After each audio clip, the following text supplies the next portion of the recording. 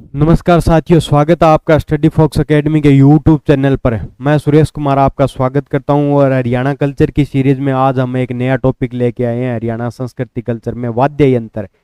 अब इसमें जानेंगे वाद्य यंत्र क्या होते हैं, क्या महत्व होता है, किस तरह से प्रीवियस ईयर में इनके एग्जाम में क्वेश्चन पूछे गए हैं। चलो शुरू करते हैं। तो वाद्य यंत्र, हरियाणा के लोक संगीत और विरासत। वाद्य यंत्र वर्गीकरण और सांस्कृतिक महत्व। संगीत एक कला का रूप है जिसका माध्यम ध्वनि और मौन है। संगीत का परिचय। संगीत समय के साथ चरित होता है। इसके सामान्य तत्व ये है, संगीत में नियंत्रित पिच होनी चाहिए। कहाँ मतलब वॉल्यूम बढ़ानी है, कम करनी है। एक मतलब पिच होती है, लय होती है। एक लय में गाया जाता है गीत संगीत, तभी अच्छा लगता है। गति होती है, कहाँ गति को बढ़ाना घटाना, और समय और बनावट, इसके हिसाब से संगीतकार संगीत गाते हैं और वो ही संगीत बढ़िया लगता है। ऐसे तो गाने को मैं भी संगीत गा दूं, पर ये चीज़ों की नॉलेज होनी चाहिए एक संगीतकार को, लय और पिच की। चलो, संस्कृति संस्कृति और संबंध। हरियाणा का लोक संगीत पुराने जमाने से शास्त्रीय संगीत से संबंधित है। शास्त्रीय संगीत हुआ करते थे, शास्त्रीय घराने हुआ करते थे, जैसे मेवात घराना, जयपुर घराना, इस तरह से घराने हुए करते थे। वो शास्त्रीय गीत गाया करते थे। श्रृंगार रस के प्रसिद्ध रागों श्रृंगार रस से प्रसिद्ध रागों से प्रत्यक्ष संबंध है। श्रृंगार रस आपने सुने होंगे। श्रृंगार रस, वीर रस, इस तरह से रस हुआ करते थे, श्रृंगार हुआ करते थे, जो किसी श्रृंगार या मतलब महिला का चरित्र वर्णन किया करते थे, खूबसूरती का, इस तरह से। और वीर रस हुआ करते थे जिसमें राजा महाराजाओं के वीर योद्धाओं के जो उनके बलिदान को याद किया जाता था। अल्लाह और उद्दल में जो गाया था वो वीर रस था। आपने सुना होगा, अल्लाह और उद्दल जो पृथ्वीराज चौहान के साथ लड़े थे, अल्लाह और उद्दल परमारदी देव चौहान के जो सिपाही थे। इस तरह से जो उनकी वीर गाथाओं को में गाया जाता था वो होता था वीर रस। इस तरह श्रृंगार रस हुआ करते थे, अलग अलग रस हुआ करते थे, श्रृंगार रस, वीर रस, सांस्कृतिक शास्त्रीय संगीत में। अब पढ़ेंगे वाद्य यंत्रों का वर्गीकरण।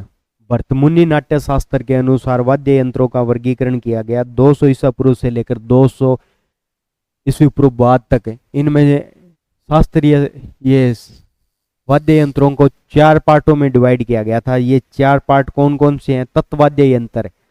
तत्वाद्य यंत्र वे होते हैं जिनमें तार लगे होते हैं, उन्हें बोलते हैं तत्वाद्य यंत्र। और दूसरे हैं सुशिर वाद्य यंत्र। सुशिर वाद्य यंत्र वे होते हैं जिसमें हम मुंह से फूंक मारते हैं और आवाज निकलती है। जैसे इसमें तो हो गया अड़गो अड़गोजा और बांसुरी, इसमें हो गया एक तारा, और ये जिनमें तार लगे, गिटार, एक तारा, और ये इसके एग्जाम्पल हो गए अड़गोजा, बांसुरी। अब है अवनत वाद्य यंत्र। वे वाद्य यंत्र जिसमें मतलब कोई बकरे की, भैंस की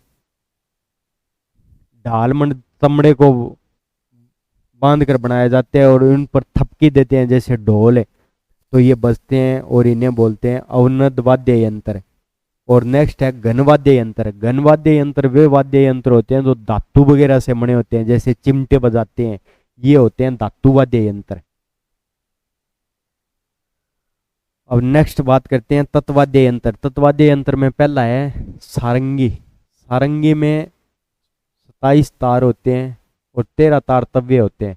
ये आपको चलो याद नहीं रखना, याद रखो तो ये रख सकते हो, 27 तार लगे हुए होते हैं सारंगी में। संगीत में सबसे अधिक पसंद किया जाने वाला वाद्य यंत्र सारंगी है। गज की सहायता से बजाया जाता है। ये होता है इसमें गज, इसे बोलते हैं गज, इसकी सहायता से ये बजाया जाता है। इसमें ये 27 तार लगे हुए होते हैं, इसमें घोड़े का बाड़ लगे हुए होते हैं। इसके प्रसिद्ध वाद्य यंत्र वादक है मामन खां।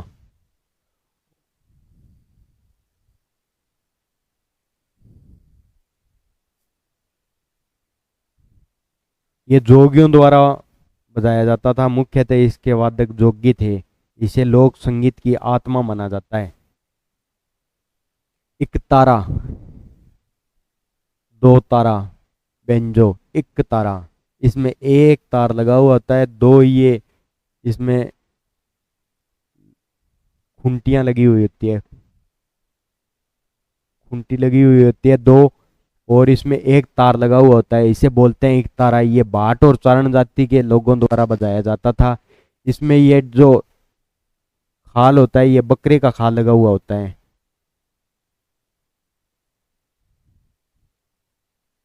ये इसके ये इससे कोई लिया जाता है खोल सा, उसके ऊपर बकरे का खाल मंड के ये तार लगा के बनाया जाता है। ये खाल होता है बकरे का, भजन और कीर्तन के समय प्रयोग किया जाता है। दो तारा सेम एक तारे की तरह, इसमें दो तार लगे हुए होते हैं, एक तारे के समान ही होता है, इसका प्रयोजन भी समान होता है। ये होता है वेंजो, हारमोनियम की तरह स्वर होते हैं इसमें। वेंजो जैसे पश्चिमी देशों में हारमोनियम होता है, वैसे वेंजो हुआ करता था। अगला है सितार। सितार के आविष्कार माने जाते हैं अमीरो खुसरो, एक के अमीरो खुसरो, और ये रहा करते थे एक के ही दरबार में, AK-47 और AK-47 अलाउद्दीन खिलजी के दरबार में रहा करते थे अमीरो खुसरो। और इन्हें माना जाता है सितार का वाद्य यंत्र। ईरानी तंबूरा का मिश्रण है ये वीणा। वीणा जो सरस्वती माता हाथ में लिए रखती है, वीणा और ईरानी तंबूरा दोनों के मिश्रण से बना है सितार। अब है ये वीणा। ये वीणा जो माता सरस्वती के हाथ में आपको देखने की मिलती है, आप मूर्ति देखोगे माता सरस्वती की, तो भारतीय संगीत का सबसे प्राचीन वाद्य यंत्र है ये। भारतीय संगीत का सबसे प्राचीन वाद्य यंत्र कौन सा है? वीणा। इसमें चार तार लगे हुए होते हैं, ये देखो यहाँ चार तार होते हैं। विद्या की देवी सरस्वती का वाद्य यंत्र है। और वीणा और ईरानी तंबूरा से बना है सितार, जिसकी खोज की थी अमीरो खुसरो ने। और अमीरो खुसरो रहा करते थे अलाउद्दीन खिलजी के दरबार में। अब बात करते हैं सुशिर वाद्य यंत्र। सुशिर वाद्य यंत्र वे होते हैं जिन्हें हम फूंक मार के बजाते हैं, वो होते हैं सुशिर वाद्य यंत्र। इसके तीन भाग होते हैं, अगला भाग, मध्य भाग और पिछला भाग। अगले भाग से हम ऐसे मुंह में रखते हैं और मध्य भाग में अंगुली लगाते हैं और यहाँ से निकलती है आवाज, पिछला भाग। और इनके अलग नाम है। अगला भाग गंगा और सरस्वती, मध्य भाग वरुण और पिछले भाग को बोलते हैं ब्रह्मा। शंख सबसे पुराना सुशिर वाद्य यंत्र है। संपदा व प्रचुरता का प्रतीक, सूर्य और चंद्रमा के समान देव स्वरूप है इसका। मंदिरों में आरती के समय और युद्ध पहले युद्ध हुआ करते, उनकी घोषणा के समय, शकानंद युद्ध घोषणा के समय बजाया जाता था शंख, और मंदिरों में आरती के समय बजता है। नेक्स्ट सुशिर वाद्य यंत्र में है वीण। वीण जो कालबेलिया और संपेरे होते हैं, सांप वगैरह को पकड़ने के लिए बुलाते हैं, तो ये बजाते हैं वीण सांप को पकड़ने के लिए। विशेष तुम्बे से निर्मित, ये तुम्बा होता है। तुम्बे से निर्मित दो नलिकाएं होती हैं, एक सुर के लिए और दूसरी स्वर के लिए। एक छोटी नलिका होती है, एक बड़ी नलिका होती है। संपेरों द्वारा सांपों को नचाने के लिए धुन बजाई जाती है, उसे ये होती है बीण। बीण बजाई जाती है संपेरों द्वारा सांपों को नचाने के लिए। ये अड़गोजा।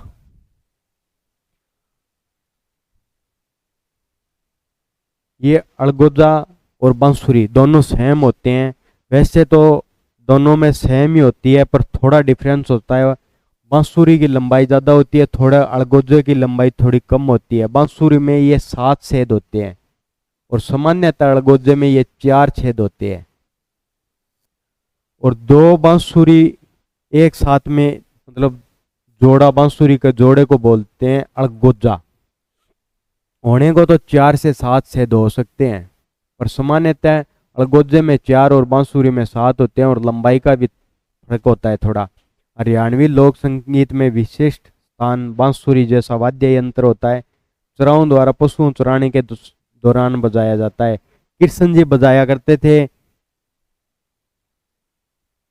बांसुरी।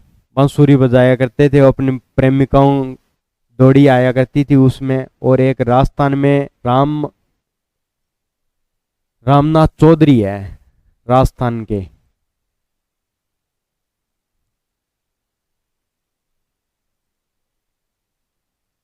ये बजाते हैं, नाक से अड़गोजा बजाते हैं रामनाथ चौधरी जी, और इनको पद्म अवार्ड भी मिल चुका है। ये नाक से अड़गोजा बजाने के लिए प्रसिद्ध है रामनाथ चौधरी जी।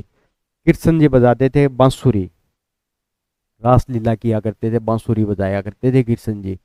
अवनद वाद्य यंत्र, ये वाद्य यंत्र होते हैं, इनके ऊपर ये कोई कोई चमड़े वगैरह की ये मंड दी जाती है, जो किसी भैंस का, बकरे का, इस तरह से चमड़े का मंड के इसके ऊपर थपकी मारते हैं या कोई डंडे से पीटते हैं तो आवाज आती है। इन्हें बोलते हैं अवनद वाद्य यंत्र। मुगल कालीन लोक वाद्य यंत्र, मिट्टी या धातु के कुंडों पर बकरे की खाल मंड कर बनाया जाता है। इसके इसके गले में लटकाकर बांस की छड़ियों से बजाते हैं। शादी विवाह के अवसर पर खुशी प्रकट करने के लिए बजाया जाता है ताशा। यह है ताशा, मुगल कालीन लोक वाद्य यंत्र। अब डंप, डंप वो आपको पहले भी बताया था, धमाड़ है। शेखावाटी, राजस्थान में शेखावाटी क्षेत्र की फेमस है धमाड़, होली के अवसर पर की जाती है धमाड़, और धमाड़ के दौरान बजाया जाता है डंप। और धमाड़ नृत्य कहाँ का फेमस है? शेखावाटी का। शेखावाटी के कौन सा एरिया लगता है नजदीक है? शेखावाटी बोलते हैं झुंझुनू, चूरू और सीकर डिस्ट्रिक्ट को मिलाकर राजस्थान की 3 डिस्ट्रिक्ट से बनता है शेखावाटी, और इन तीनों डिस्ट्रिक्ट से बॉर्डर टच होता है महेंद्रगढ़ का। तो राजस्थान में धमाड़ नृत्य है वो, हरियाणा में धमाड़ नृत्य फेमस हो गया महेंद्रगढ़ का। और धमाड़ करते हैं उस दौरान बजाते हैं डंफ, तो डंफ भी कहाँ बजेगा? महेंद्रगढ़ में। महेंद्रगढ़ जिले का लोकप्रिय वाद्य यंत्र थाल के आकार का एक और खाल चढ़ी होती है। इस साइड इस पे खाल चढ़ी होती है, भैंस की खाल होती है ये, और इस पे थपकी दे के बजाया जाता है डंफली। डंफ का छोटा रूप होता है और इसके साइड में ऐसे घुंघरू पिरोए जाते हैं। गुरदास मान को सुना होगा आपने, पंजाबी कलाकार ये गुरदास मान डंफली रखते थे अपने साथ और बजाते रहते थे। उनके गाने सुने होंगे आपने, दिलजीत के साथ एक इसका दुनिया दा की बनू दुनिया दा अभी रिमिक्स हुआ था, खूब सुपर डुपर हिट गीत था।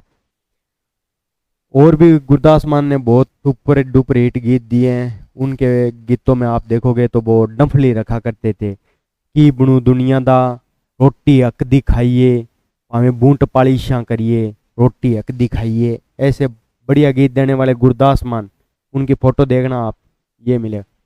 नगाड़ा और झील, नगाड़ा ये होता है, नगाड़ा भारी उन्नत वाद्य यंत्र है ये बड़ा। लोहे के बड़े कटोरे नुमा आकार पर भैंस या बकरे का चमड़ा, इसे चोब या लकड़ी की डंडी से बजाते हैं, तो ये बजता है नगाड़ा। झील नगाड़े का छोटा रूप है, साथ में बजाई जाती है, ये है झील और ये है नगाड़ा। प्राचीन घोषणाओं और नौटंकी लोक थिएटर में प्रयोग किया जाता था। यह है नौबत, धातु से बना अंडाकार वाद्य यंत्र चमड़े की डोरियों से कसा जाता है। मंदिरों तथा राजा महाराजाओं के महलों के मुख्य द्वार पर रखा जाता था ये नौबत। खंजरी, लकड़ी और धातु के घेरे पर खाल और पारंपरिक रूप से जोगियों द्वारा बजाया जाता है खंजरी। देखने में ये डंफली जैसी लगती है।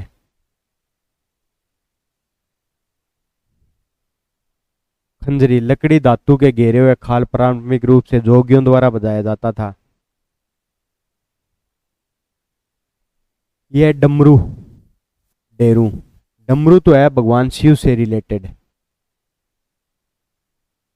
और डमरू का बड़ा रूप है डेरू, ये है गोगा जी से रिलेटेड।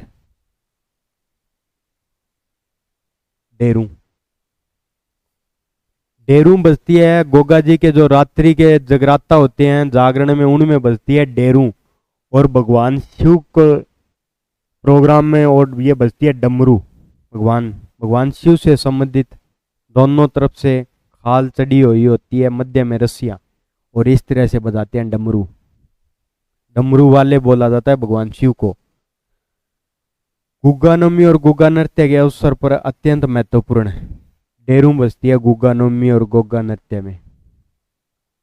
अब है घन वाद्य यंत्र। घन वाद्य यंत्र वे होते हैं जो धातु से बने होते हैं और इनको पीटते हैं, बजाते हैं इस तरह से, जैसे चिमटा। नाथा का डेरा में बाजा चिमटा। ये आप देखोगे साधु संतों के पास मिलेंगे आपके चिमटे। साधु संत बजाते रहते हैं। नारायण नारायण नारायण बजाया करते थे, यही थे वो। खड़ताल, ये भी महाभारत वगैरह के नाटक में देखोगे तो आपको खड़ताल मिलेगी इस तरह से। धातु, ये लकड़ी की दो पट्टियां होती है, इनके बीच धातु के दो ये लगे रहते हैं और इसको ऐसे बजाते हैं हाथों के बीच पकड़ के। ये होती है मंजीरा। ये मेवात क्षेत्र में बजाई जाती है। लोक नृत्य भी है मंजीरा एक।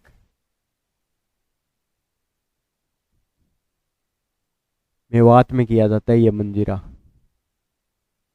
बताया था ये मंजीरा राजस्थान में रामदेवरा मंदिर है, रामदेव जी के भक्त कामड़िया पंथ के जनजातियों द्वारा बताया जाता है, मंजीरा किया जाता है। वहाँ की महिलाएं 13 मंजीरा पहनती है, 9 पैरों में और 2 बाजू पर 2 हाथ में रखती है। 13 मंजीरों के साथ वो कामड़ पंथ की महिलाएं वो नृत्य करती है, मंजीरा नृत्य, और ये मंजीरा बजाती है। संदर्भ भजन कीर्तन और सत्संग ताल और लय बनाए रखने के लिए। निष्कर्ष, सुश्री रौनद और घन इन चारों श्रेणियों में हरियाणा की संस्कृति को जीवित रखा है। जोगियों की सारंगी से लेकर मंदिरों में शंख तक हर वाद्य यंत्र की अपनी कहानी है। हर वाद्य यंत्र केवल मनोरंजन नहीं बल्कि हमारे इतिहास और धर्म का एक अभिन्न अंग भी है। तो अगर क्लास बढ़िया लगी हो तो चैनल को सब्सक्राइब करें। इसी तरह हमारी कल्चर के छोटे छोटे टॉपिक लेके आएंगे और उनको समझाएंगे और हरियाणा के जीके को और मजबूत करेंगे। इनसे रिलेटेड आपको जो पीडीएफ है और जो प्रैक्टिस करने के लिए क्वेश्चन है वो हम अपने Telegram channel Study Fox Academy पर डाल देंगे। वहाँ से आप क्विज लगा के प्रैक्टिस कर सकते हैं जो प्रीवियस ईयर में क्वेश्चन आए हैं उनकी। अगर क्लास बढ़िया लगी हो तो शेयर ज़रूर करें दोस्तों। धन्यवाद दोस्तों।